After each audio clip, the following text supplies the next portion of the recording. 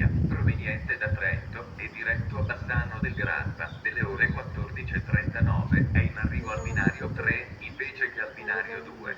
Attenzione! Allontanarsi dalla linea gialla. Ferma in tutte le stazioni.